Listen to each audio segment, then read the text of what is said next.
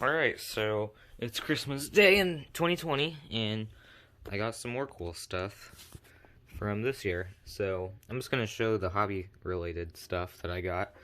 So basically the only crossing stuff I got this year, which I'm going to get more with money I got, but for right now, we got these two Leotech EV Series LEDs, and they're pretty fun. Of course, one of my batteries had to die, literally Christmas Day, so I can't light them both up at the same time right now. But I'll light this one up for you, and then I already have it hooked up to my flasher relay over here. So, I can show you what it looks like flashing. I'll probably make a separate video once I get my other battery with them both flashing. But yeah, so this is the LED. And here's the other one. This one I haven't even unraveled the wires for yet. Here is the back side. Even got like the red R like you would see on a traffic light LED, but this is definitely, or this is 100% a crossing LED because it runs off of 12 volt DC. This is an EV, actually it says 10 volts, but I run it off 12 volts and it was fine. This is a Leotech EV Series LED. Both of them are. This is the LED that CSX commonly uses and various other railroads do. So it's pretty neat to have one of these. Here's a little side LED right there. Do the full back side. Okay. Alright, so here's what it looks like when it's illuminated without flashing.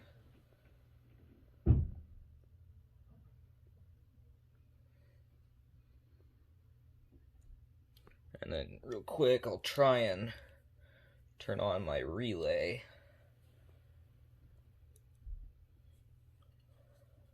Alright, here we go.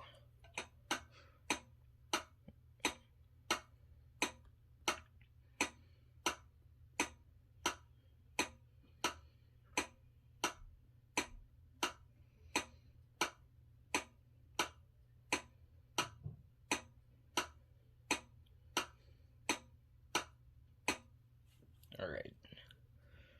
So yeah, that's basically the only new crossing stuff I got so far. Once I get more stuff, I'll post videos on that. But yeah, these are my new Leotech EV Series LEDs. So now I'm going to go on to the traffic signal stuff that I got. So yeah, here we go. Alright, so first up on the traffic light stuff, got this TCT 8-inch beacon with a pin central lens. Unfortunately, I'm probably going to switch out this lens because I want to put my 3M expander on it. I've had this for a long time and had no use for it, unfortunately, but now that I have an 8-inch signal that doesn't have a vandal guard on it, then I can use that for the 3M expander. Here's what it looks like inside, and I'll show the back in a second. It's an extremely nice shape. This unfortunately isn't attached, but that's actually probably a good thing because you can move it around a lot easier. Here's the inside of the lens. I guess you could say inside the other side. And here's the back. See, it's gonna be hard to see, but focus. TCT Traffic Control Technologies. This came from, if you haven't already been able to tell, this came from Twin Green Traffic Signal out of, I believe, Germantown, New York. It's kind of hard to do this while I'm holding the camera, so if you'll excuse me while I fumble around.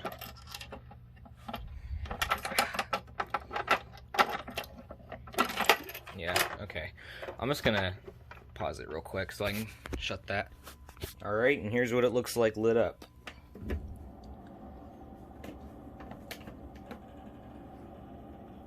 pretty cool. Definitely a nice addition to my collection. Alright, next up is the McCain Seaboard Airline Beacon. Alright, here's the McCain Seaboard Airline Beacon, painted red.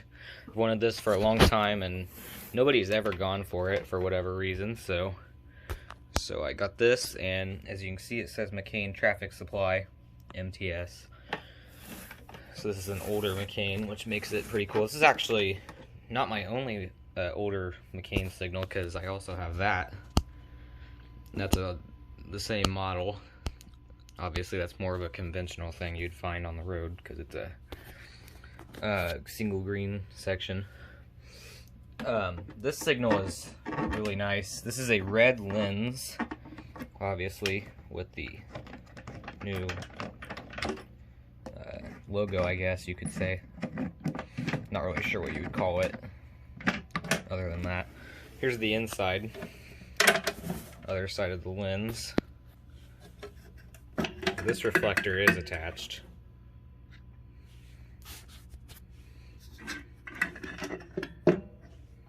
This one also came from Twin Green Traffic Signal out of Germantown, New York.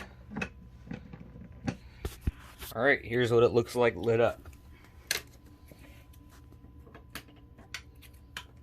I can get it in. There we go.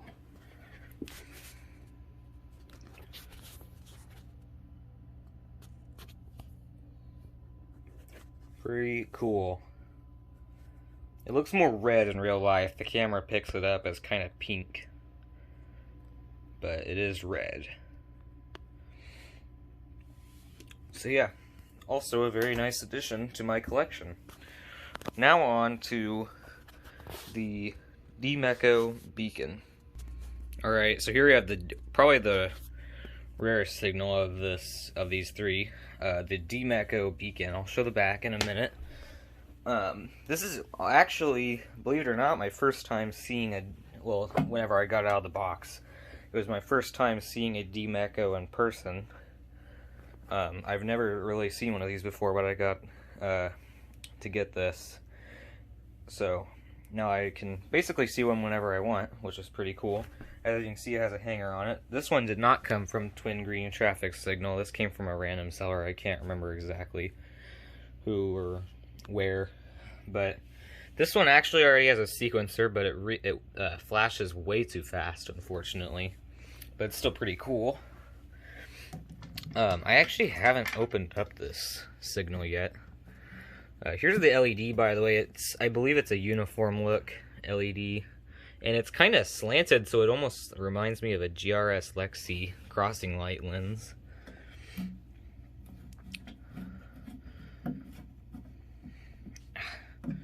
Stupid thing, hold on. Alright, so here's the inside, and there it goes. Yeah, this is really hard to do, but here you go. There's the LEDs, you can see GE.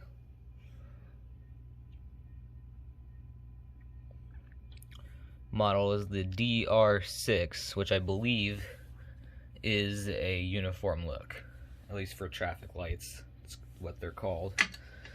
Here's a look at the inside one last time. Close it up here.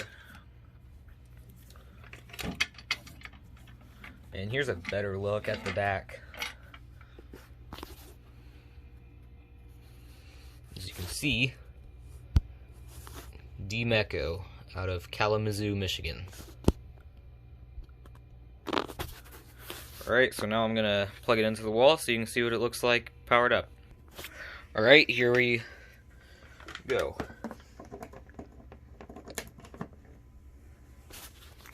Like I said, this thing flashes really fast, but it's still very cool. It's actually my first signal that you could say functions like it should. Because you will actually find some out on the road that flash faster than they should. Happens actually quite a lot, so it's not like it's unrealistically fast. Pretty cool.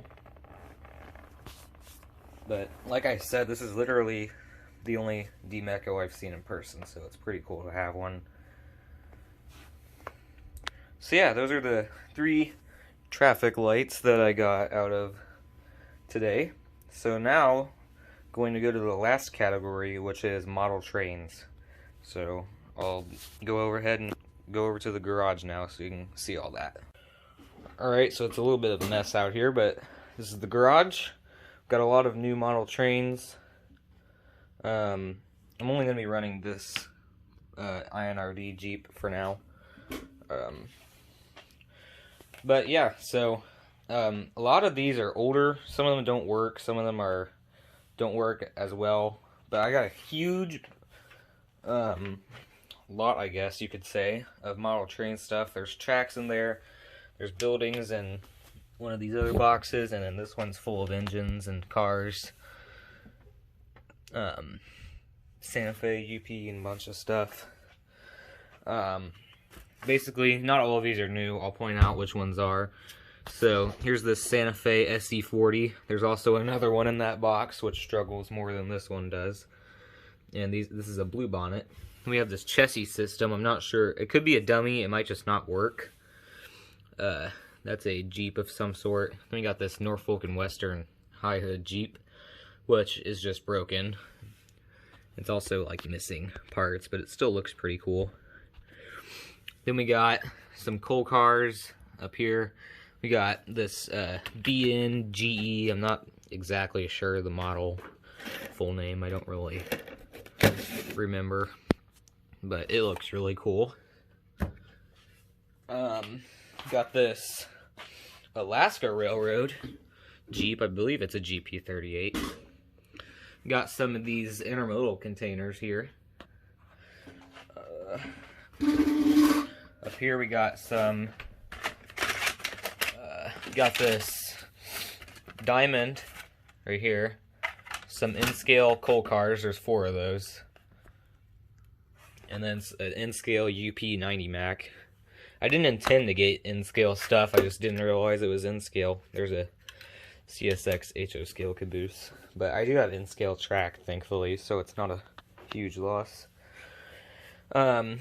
Then we have up here the SLRG SD90 Mac. Unfortunately, the plow, I have the plow, it's just, you have to put it on yourself, which I'm not doing right now, but unfortunately it got a bit damaged in shipping. Coupler is gone. This handrail is messed up, and then this handrail is messed up. But it still looks really cool, and it runs fine-ish.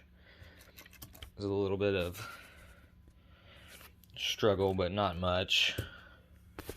But still looks awesome. And it actually does have sound, which is pretty cool. But yeah, that's the SLRG SD90.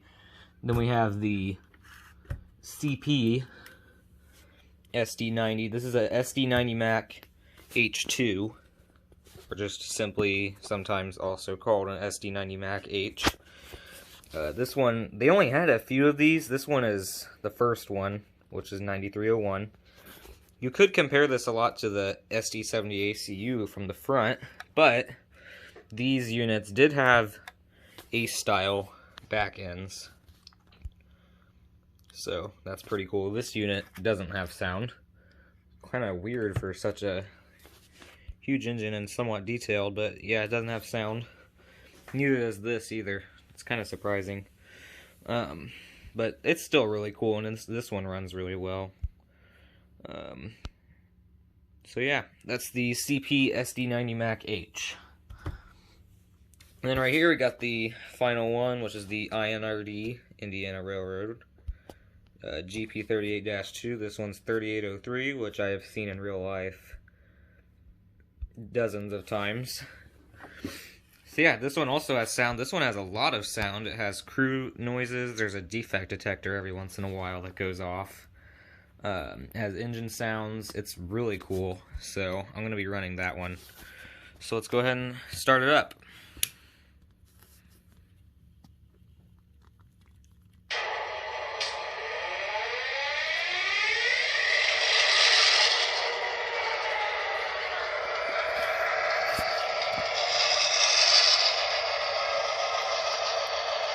Mind my poor track. Trains derail here all the time.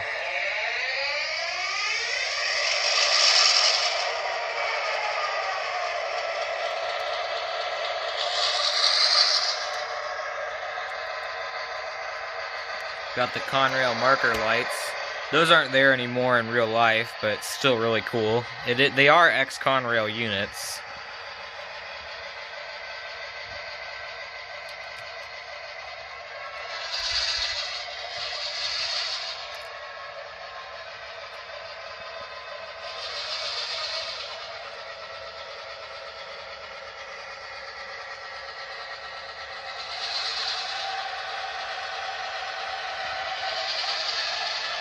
Not quite sure what's going on. I think he derailed. It's even got brake noises, which is really cool. Yeah, we got derailment. There we go.